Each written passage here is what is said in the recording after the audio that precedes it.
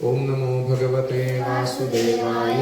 ओम नमो भगवते वासुदेवाय। ओम नमो भगवते वासुदेवाय। हरे कृष्णा। हम पढ़ रहे हैं श्रीमद् भगवद गीता अध्याय 17 श्रद्धा त्रय विभाग योग, द डिविजन्स ऑफ फेथ।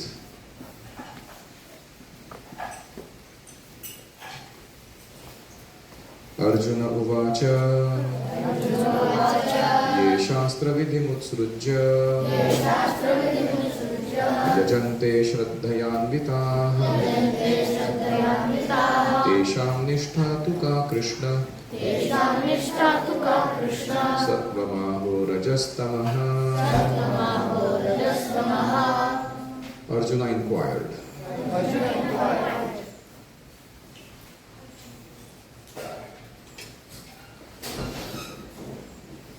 हे कृष्ण, जो लोग शास्त्र के नियमों का पालन न करके ये शास्त्र विधि उत्सृज्य अपनी अपनी कल्पना के अनुसार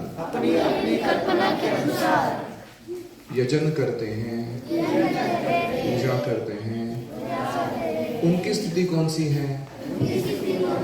वे सतोगुणी हैं, रजोगुणी है या तमोगुणी है?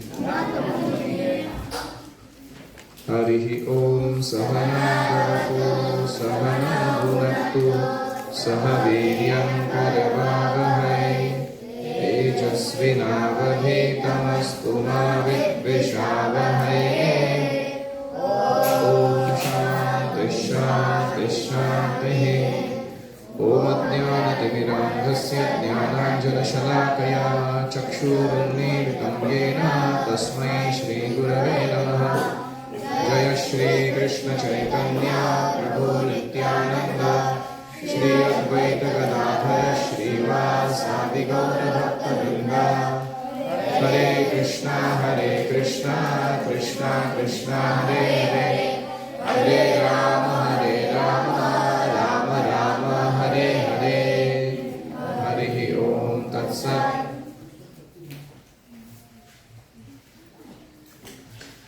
हरे कृष्णा। तो यह है बहुत सुंदर नया अध्याय। एक बहुत ही महत्वपूर्ण प्रश्न से इसकी शुरुआत हो रही है।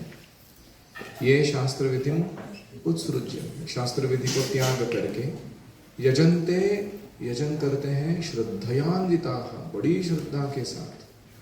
तेषां निष्ठा तु का, इनके निष्ठा को क्या कहा जाना चाहिए? क्या वो सत्वम, रजस, तमः? किसको सत्व सात्विक निष्ठा कहें, राजसिक निष्ठा कहें, तामसिक निष्ठा कहें? निष्ठा समझ में आता है? हर एक व्यक्ति किसी चीज को अपना फाउंडेशन मानता है, उस पर अपनी नींव जीवन की खड़ी करता है, उसको कहते हैं निष्ठा। जैसे चार्वाक मुनि है, वो कहते हैं कि यावत जीवेत सुखम जीवेत, खुशी सुख से जियो, ऋणम कृत्वा घृतम पिबेत, beg borrow murder do whatever, रोज घी पीने का।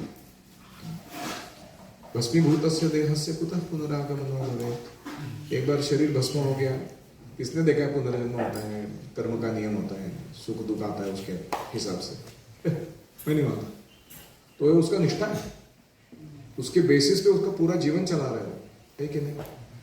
तो इसलिए जो व्यक्ति, तो जो लोग शास्त्र को मानते नहीं, पढ़ते नहीं, लेकिन मनगढ़ंत तरीके से अपने अपने लिए कुछ कुछ निष्ठा बना लेते हैं, तो हमें कैसे समझ में आएगा कि वो सत्वगुणी निष्ठा है, राजसिक है कि तामसिक है? तो इसके जवाब में कृष्णा भी कहने जा रहे हैं कि तुम उनकी श्रद्धा को देखो, किसमें श्रद्धा रख रहे हो, सात्विक चीजों में रख रहे हैं, तामसिक के राजसिक चीजों में, उससे समझ में आएगा। तो कोई कहेगा अरे किसी के हार्ट में जाके थोड़ी श्रद्धा, उसका जो थर्मामीटर जैसे डाल के वो कितना बुखार है वैसा वो चेक किया जा सकता है कि ये राजसिक श्रद्धा है। ये थोड़ा मुश्किल हो गया ना।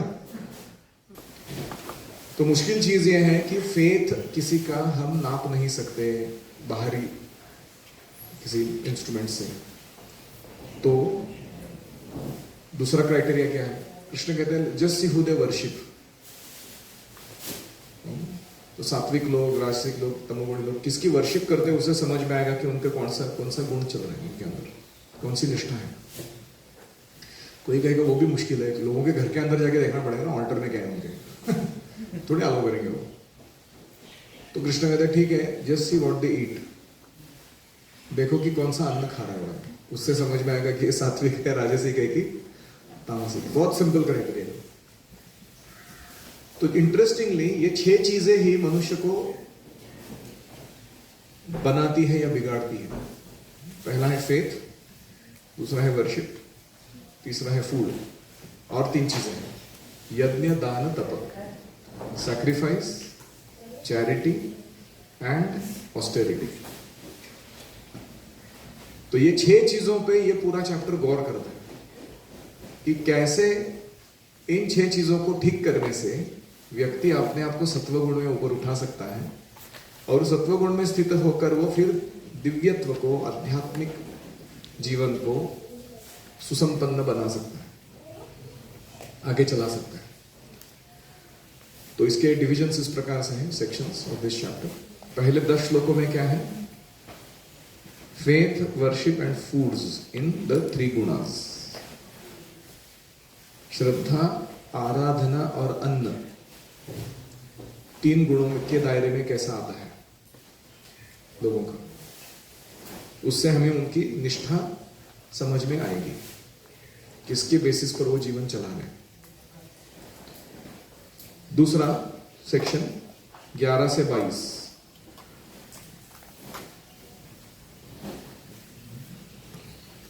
उसमें सैक्रिफाइसेस यानी यज्ञ, ऑस्टेरिटी यानी तप, और चैरिटी यानी दान इन द 3 मोड्स, 3 गुणों के अंतर्गत ये कैसे करते हैं लोग। और 23 से 28 जो श्लोक है लास्ट के, ओम तत्सत, ये जो उच्चारण है, ये जो मंत्र है, या ये जो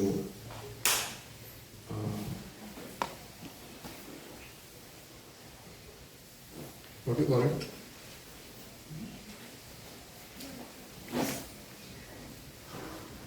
ये किसी कार्य को आरंभ या अंत करने का एक उपाय है या मार्ग है।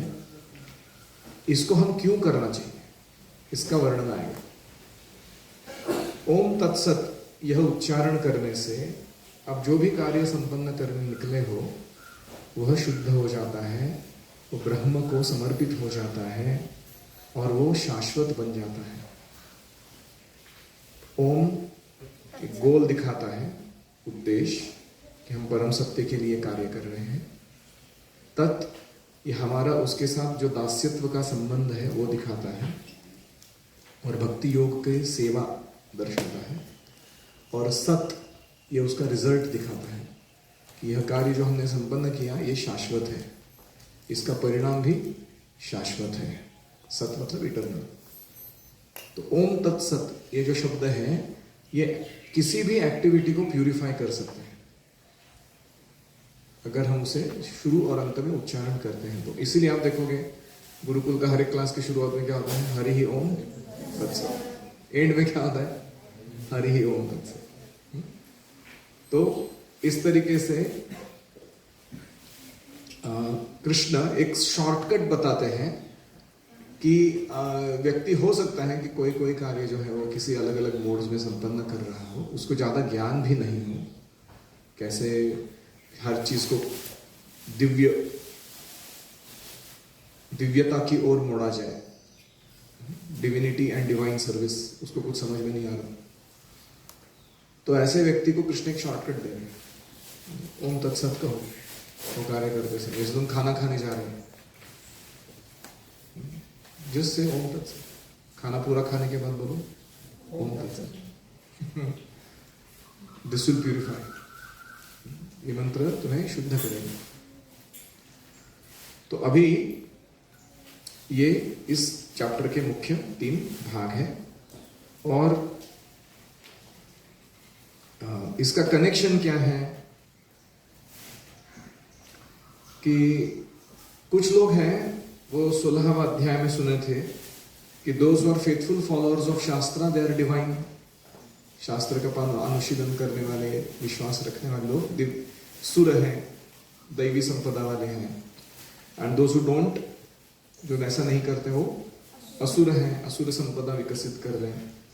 लेकिन प्रश्न ही आता है, what if people have understood Vedas, they have faith in the Vedas but they don't follow them. अगर वो समझते हैं वेदों को लेकिन उसको फॉलो नहीं करते, या they are having faith in something other than the shastra, यानी शास्त्र में श्रद्धा नहीं है, किसी और चीज में श्रद्धा है उनकी और उसको फॉलो कर रहे हैं। जैसे किसी का मार्क्सिज्म में फिलॉसफी है, कैपिटलिज्म में फेथ है कि नहीं, तो शास्त्र विहित नहीं है लेकिन उसका श्रद्धा बहुत है उसके अंदर। तो ऐसे व्यक्तियों का क्या होगा, वो कहाँ जाएंगे? They are neither sometimes completely divine nor completely demoniac. ऐसे लोग कभी कभी सुर है कि असुर है पहचानना मुश्किल है। पूरा बुरे भी नहीं रहते, वो पूरा अच्छे भी नहीं रहते। तो ऐसे लोगों का फाउंडेशन हम कैसे समझें, उनकी निष्ठा क्या है? तो 15वें अध्याय में जो वटवृक्ष बैनियन ट्री वर्णन किया गया था अपसाइड डाउन वाला, उसके ओवरऑल पिक्चर को बताया गया था।